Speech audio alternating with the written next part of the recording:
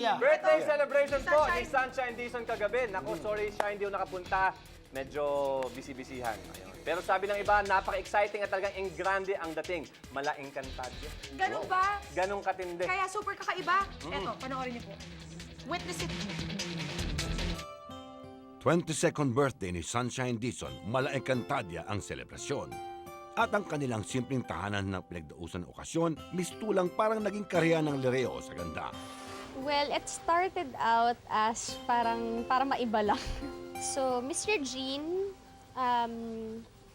yung producer namin sa Enga, she was the one who told me na parang ask sila Chito or PD na i-set up yung house na parang may theme din. Ginawa nila yung house na parang Mala Encantadia. Yung buong setup with regards to the flower arrangement, yan, sila Kuya Chito, yung PD namin sa Encantadia. The tables are from a France, which is, the owner is a very good friend of ours ever since kapitbahay namin. I'm very happy actually, kasi I didn't expect na ganito yung kakalabasan. Ang ina ni Sunshine na si Dorothy La Fortesa, sadyang pinaghandaan at ginastusan ng gusto ang birthday celebration ng kanyang anak. Wala, for 3 days lang. Nagpalinis ako, tapos actually kasi hindi masyado ang dating may polyester dyan. Kaya lang medyo binuhay ko kasi napabayaan ko dati. Yung dating jackos hindi namin ginagamit. Ginagamit ko talaga kasi happy ako. Lahat ng paligid ko, umiilaw na lahat. I bought Starrick for shooting. Then po, bumili rin siya ng Mazda for her own para birthday niya sa sarili niya. Itong pinakamasaya na celebration ng birthday. Itong pinakamagandang gift ko sa kanya, pinakamalaki.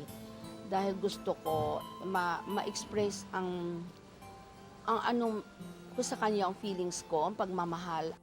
Siyempre pa, ang mga mahal niya sa buhay, mawawala ba? Lahat sila ay may natatanging hiling para sa kanya.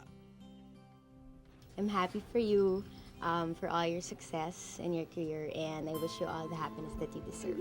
Stay happy and, we'll always be here for you. All your friends love you. Siyempre, wish ko sa kanya is yung blessings ni God to continue showering her. Sana sa lahat ng mga desisyon mo, isipin mo mabuti at kung saan ka talaga magiging maligaya.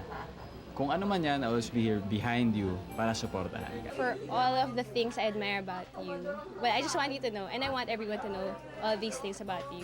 And yun, I just wish you a great year to come. Love life. Kumusta na bang puso mo? Yun na lang ata ang wala ka. Pirena. Nandito na si Danaya, bibigyan kita ng puso. Wala pa bang nagpapatibok sa puso ni Sunshine? Pero bakit napabalitang isang singsong ang nagpapatibok ng puso niya ngayon?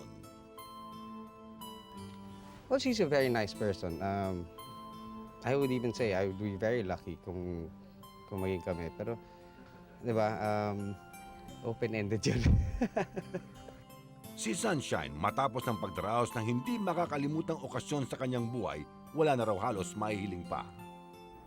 Ano man yung na-achieve ko siguro ngayon, ma-maintain ko kung hindi man ma-surpass ko pa. I'm looking forward to better things coming.